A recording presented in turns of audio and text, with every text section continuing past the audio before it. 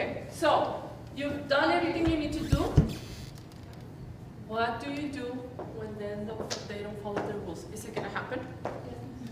Yes. So how do you handle those kids that just basically defy you? They say, nope, not happening. Even though you prepared everything, you've told me, you've reinforced, you've done everything you need to do, I'm not going to do it. I defy you.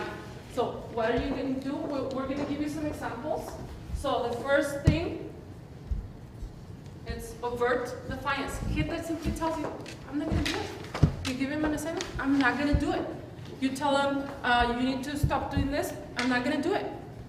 So what do you do with overt defiance? I've had overt defiance, and I first talk to the student to say, is something going on? And I'd like to take him outside, because a lot of times when their classmates are around, they like to impress their classmates, and it's going to be a very different tone than if you take him outside. Or you can tell him, can you please stay after class so we can have a little discussion?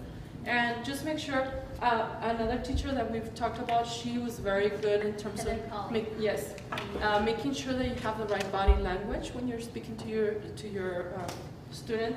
She said something about don't face them. Don't face them like that, because they can find that threatening. Yeah. So try to talk to them side by side, and it'll be more comfortable. So, hey, what's going on? Is something going on at home? Is something that I don't know about that is keeping you from doing this? So you have a conversation that is not attacking them, because that's when they're going to close off and they're not going to want to do anything for you. If you're more approachable like that, they're going to be willing to do things for you that they normally wouldn't do. So you have a discussion, okay, I need you to do this because you're a leader, you're an example. If you're not doing this, then what's to keep so-and-so from not doing it? What's to keep so-and-so from not doing it? So you have a discussion as to why you want them to do it, and how you can work together to help him or her. So try to, I guess, come to their level. Yeah, like I said, you don't know where they're coming from. A lot of times the reason they're exhibiting aggression or defiance is because that's what's been taught, because they're angry, they're frustrated, something's going on. So it's so much better. One of the things that I've done in the past, and it was such a beautiful experience for me, is that I do this. So I have a child who's over. Now I'll be in the classroom or whatever, and I give them an assignment. We're in the middle of assignment, and I ask, like, hey, what's up? What's going on? But what do? I am not up here. What's your problem, right? I am here. What's going on? Are you okay? Is everything okay at home? Well, what's going on? Why don't you want to work? Well, I don't get it, miss. Like, okay, well, how can I explain it to you? Let's talk about this. See, that's not so bad. Lower your voice. You know, don't bring attention to it. Because now the kids are working, right? And you're just having a conversation with them. If you have to make them step out of the classroom, same thing. The whole non-threatening, what Ms. Regalado just said. One experience that I had a student who straight up was defiant about the phone. This kid would get up in the middle of class. Yo, what's up? And walk out. In the middle of my class. Several times. And the kids would like, completely, disregarding anything. So I actually had a talk with him similar to that. And I said, do you realize that your actions affect my class? They look up to you. And he says, no, miss, I'm a piece of shit. Nobody looks up to me. And I said, no. I said, you have a natural born leadership ability, and you don't see that. And whenever you do something like that, you're giving them permission to do the same, and it's not helping me. Have I ever been disrespectful to you? No, ma'am. I go, well, then why would you be disrespectful to me? I go, if it's something that's that important to you, then go through the back door. Tell them to wait. I would appreciate that. That was it. That was the only thing. He was a child, troubled child. A few months later, he comes there because they took him to Delta, which is an alternative school, because they found him with pot. He comes back, miss, here. And he brought me a picture of him and his pregnant girlfriend. Okay. And in the back, he goes to the most inspiring teacher.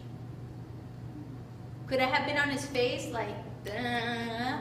Yeah, sure. But it's like this day, honey attracts, Yeah, kill them with honey. kill them with kindness. And it works. Because the reason why these kids are like that is because a lot of the times they have issues. And you'll meet the parents and you're like, oh yeah, Yeah, I oh wonder. my God, no. Yeah, I love them. Now, does it mean that if it's just, because you're going to have that spoiled child, okay? And that one, yeah, you're going to have to, okay, follow the steps. Warning, okay? Call home, detention, referral. You're going to have to. And didn't he eventually like actually help you with hey, everybody shut Yeah. up? Oh yeah. Yes. After, and when he came back, and would get rowdy. Hey, Mrs. Talking, like that, and the kids would be quiet. It was great. So he became an ally instead of an enemy after that. So that's one of my great experiences, and I love that kid. He brings me his child every once in a while so I can say hi. And it's moments like that Mm-hmm. that like tell you that you're doing the right thing. That you're like, oh, I'm in the right place. When you get a kid that was just completely over the fire, and he appreciates what you did for him, that you took the time to see if something was wrong. Because a lot of times I think we assume, we take it personally, that it's because of us, that something that we're doing, and that's why the kid is not doing what they're supposed to be doing. But sometimes they're having problems that you're not aware of, so taking them and taking the time to find out what's going on. I've told my students, take a breather, you know what, go to the restroom, 10 minutes, come back, I'll give you today, just put your head down. But please don't disrupt my class. And is it gonna happen every day? No. But you're showing them that you're understanding, that you understand that sometimes school is not the priority, because it's not gonna be. Sometimes kids are worried because they are the ones that have to work to help mom, because she's a single mom. So a lot of times you have to understand, and you have to work with them. Okay? The kid that's habitually tardy. I had one. Why is he habitually tardy? Because he has to go home to babysit his little brother because his mom has to go to work early. And that's where you can say, okay, you can't be in class, let's work on something that you can do at home so that you don't lose that much class time. So always find out what's going on.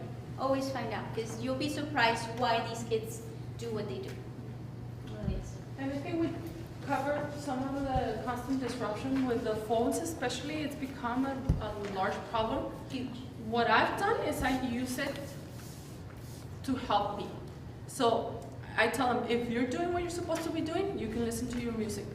I tried fighting it. It's like the war on drugs that we're not winning. It's the same thing in the classroom, the war on the cell phone. Oh my God, it's very difficult. They hide it on their purses, they hide it underneath. So what I've done is I try to use it as my island. I let them use it for research. I let them, if they're working individually, they can listen to their music.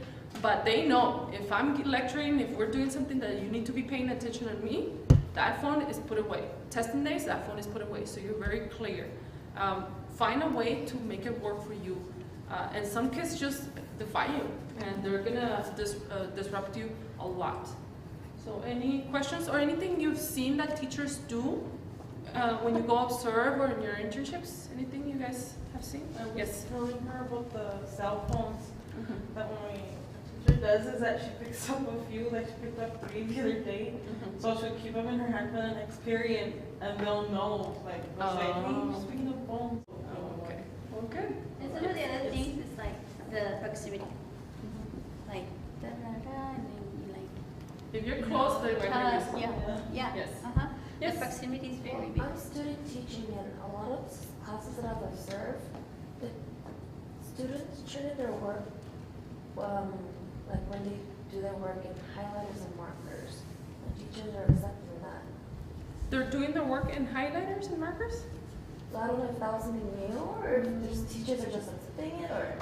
Well, I guess what I think is happening is that the kids, that's all they have to write with. And something is better than nothing, but I would make it a rule in my classroom. You have a pencil every time you come in. That's part of your. It wasn't just one teacher, it was like. It was several? Yeah.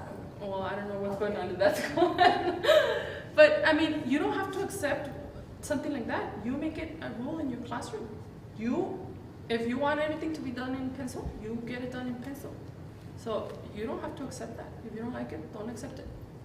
Okay? There's a teacher that I know that gives them a pencil, and they have to give them their shoe or their cell phone. So at the end of class, they cannot forget that they borrowed the pencil, and they give it back. It depends on you. Like I do buy cases and cases of pencils, and I do. I mean, Miss, do you have a pencil? And I give them a pencil. And I mean, it's so much easier than, oh, why didn't you bring your pencil? Choose your battles. Yeah.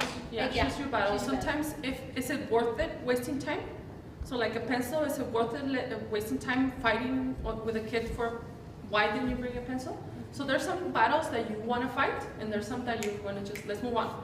So I have a teacher that uses that same shoe case that I use for the calculators. She has pencils and a highlighter in there, and it has numbers. So the same thing, they can use that pencil that is assigned to them and that highlighter that is assigned to them. And so they have to return it at the end of the period. So again, you think about what you can do to make it work. And if it's a child that hardly ever turns in work and he's gonna give it to you in marker or pen, I will take it. Take it. Okay, I will take it. If it yes. means him turning in an assignment, and if it's in highlighter, fine, I'll take it. I mean, rather than him not doing it or her not doing it at all. So it's up to you, your level of comfort. So we're covering everything. Yes. Okay, so electronic devices, yes, it's a fight. It's a constant fight. So find a way to make it work for you. I don't know if you have ways that you.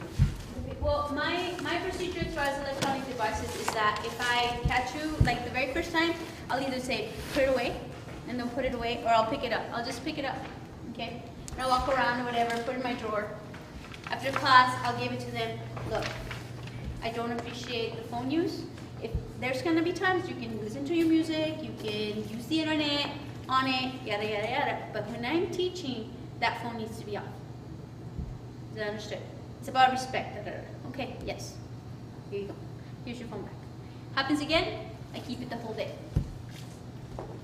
And if it was last period, you can come get it in the morning. And I have kept it, happened again, I keep it a couple of times, and then I turn it into the office. I've kept it over the weekend. I've had a kid crying, Miss, but it's the weekend, and my phone, and I was like, how many times have I told you to put your phone away? A lot, but did I not warn you? Yes. Miss Martinez let us have use our phone. Huh? That's a typical, right? Oh yeah, it's like, well, yeah, it's Miss Martinez. Mr. Huh? So-and-so lets Oh us. yes. Oh, yeah. Oh yes. Oh, yeah. They want to manipulate you. So and so lets us do this. Yeah. Oh yeah. You see these four walls? I get to say Yes, what happens exactly. within these four walls. So I don't care what happens outside these four walls. If so and so lets you jump through hoops and whatever, I don't care. Yeah, yes. exactly. So you stand your ground. Yes, exactly. One more thing. Hey, be the example. Be the example. And I tell them, do you see me texting? Do you see me on my phone? No, miss. That means because I respect you. It is my form of respect. To me, it's disrespectful for you to be on your phone when I'm trying to tell you something. So be the example, okay? How are they gonna not use their phone if they see you using your phone? Yeah. Every other time. Yeah. So be the example. It's not that hard. Put it away. You know, between classes, it's da-da-da. People know, okay? So be definitely be the example as far as that's concerned. That's a good word. Yes. Apathy, and you're gonna have it where kids just do not care. And you say you're gonna fail. Mm-hmm. If you don't do this, I'm gonna call your parents. No. Just complete apathy towards anything and everything, and it's hard. To me, this is one of the hardest ones. But again, that's when maybe something else is going on, that they're so apathetic to everything because they have something else going on. So you talk to them, find out what's going on, and sometimes you can be the person that makes that kid change, and sometimes you can't. Just let's be honest. Sometimes you're not gonna be able to do it, but you keep trying, you keep trying, you keep trying. Do as many things, try new things, but apathy is a biggie. I mean, I've tried everything. Rewarding, or vice versa, calling parents, referrals, do this, do that, and sometimes it works, sometimes it doesn't. So. And one of the things, when I first started as a new teacher, I mean, we were there to save the world, right? We have that, like, every single student in my class is gonna love science, every single student is gonna pass. And that first 2 years, oh my God, I cried, I was so stressed. And like the majority of your time goes to these kids, to these apathetic children. And maybe on video, but I'm gonna say it. Guys, the truth is, and this came from another veteran teacher, you cannot save everybody. You just can't. And you gotta come to that realization that, you know what, it's not his time, it's not her time. They're not ready for it. And unfortunately, you are gonna have those kids that, you know, once you've exhausted every single possibility, because yeah, you exhaust every single possibility. You do what you can. You modify, you call parents, you do everything that you need to do. And if it's still not working, Let it go. let it go. Let it go, because it's only gonna hurt you, it's only gonna frustrate you. And you talk to that child. And I'm honest with my kids. I said, look, and the whole thing with the sitting down, look, I'm trying to help you, okay? You tell me, how can I help you? What can I do for you to make this better for you? Well, no, miss, it's just that it's not gonna work, miss. It's not you, it's me. Okay? It's like, can I do anything? Do you think I should just give up on you? And the kids are gonna be like, no, don't give up on me. Okay, then let's keep working. And there's times that even though they say that, not saying that you're not gonna like check grades and all that stuff, I'm not saying that. But I'm just saying, if they're failing and they're just not putting forth the effort, get the work that they turn in, whatever they turn in, and just let it go. Let it go. It's gonna happen. You're gonna have that 5% that are gonna be 18 and still a freshman.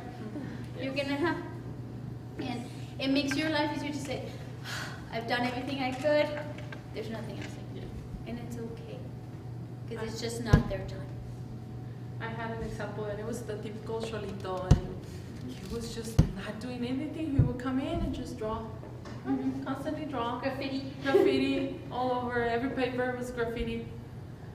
And one day I said, you know what, I'm gonna ask him. And I talked to him, and he said, Miss, what's the point? I have a felony. No one's gonna hire me for anything. So that's why he was like, I'm done. Someone told him he had the impression that with a felony he wouldn't get hired anywhere. So what was the point of graduating? What was the point of doing anything? So he had given up because of this impression. So I found out that's why he's not doing anything, because he doesn't see the point. So I was like, are you sure? Because I was not very informed in the terms of the law. So I went and found out, and I told them, these are your options, this is what you can do. So even though you have a felony, it doesn't mean it's the end of the world. You can still do this, you can still do that.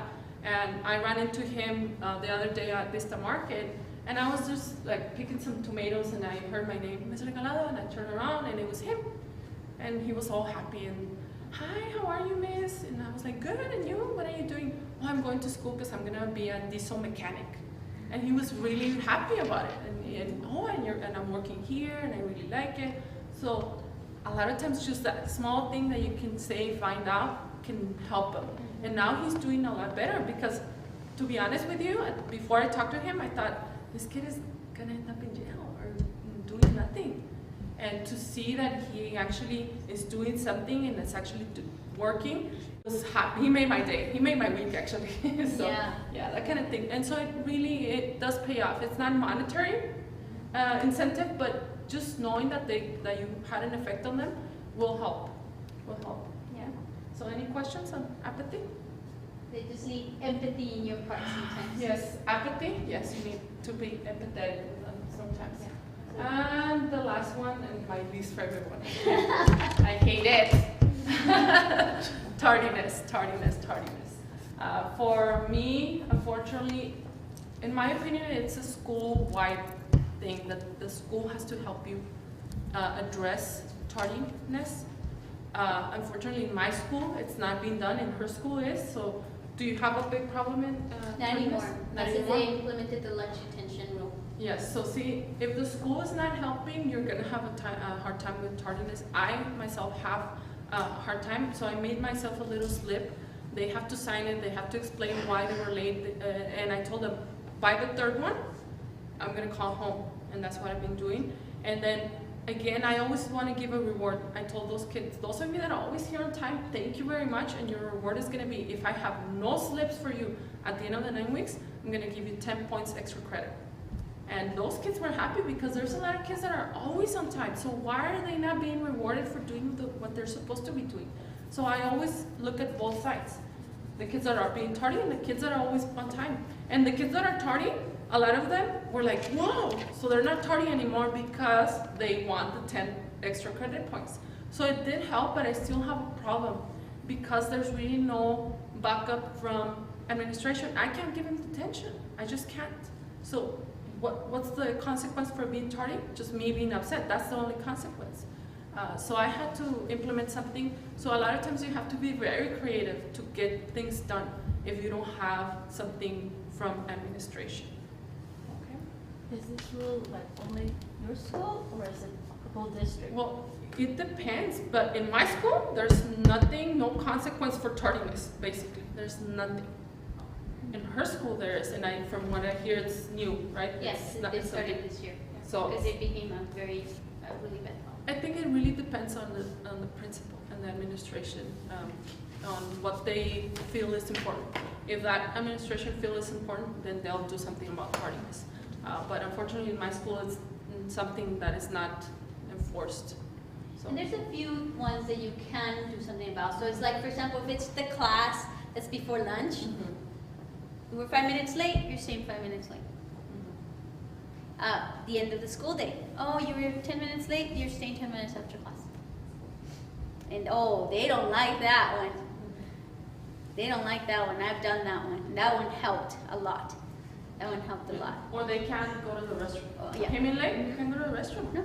If you're already late, then go to the restroom before you come in, because I'm not Exactly, letting yeah. you go. Yeah. So there, again, you have to be very creative in things to get things done the way you want them to. It's the whole privilege thing. It's like, if you do what you need to do, you're gonna get rewarded. If you don't, then you lose that. And that's a big one, like, oh, can I go to the bathroom? And they were late. No. Yes. Yeah, so definitely, yeah. But and be creative. That's the thing. As teachers, we gotta expect the unexpected, and come up with something fast. Roll with the punches. Roll with the punches, absolutely, and be creative. Be creative. Like the whole polar bear thing. That's my reward to them. Okay, so I have a big polar bear stamp and I have a little polar bear stamp. If you earn a big polar bear stamp, that is a point extra credit on your final 9 weeks exam. And that's just because you answered a question right, or because you were the first one in class, or you did something nice for somebody else, stuff like that. Boom, boom, boom, boom. And I have 3, I have 5, I have whatever, I don't have any, and they'll try that. So like, use your own abilities, what you want to do. Okay, so that's the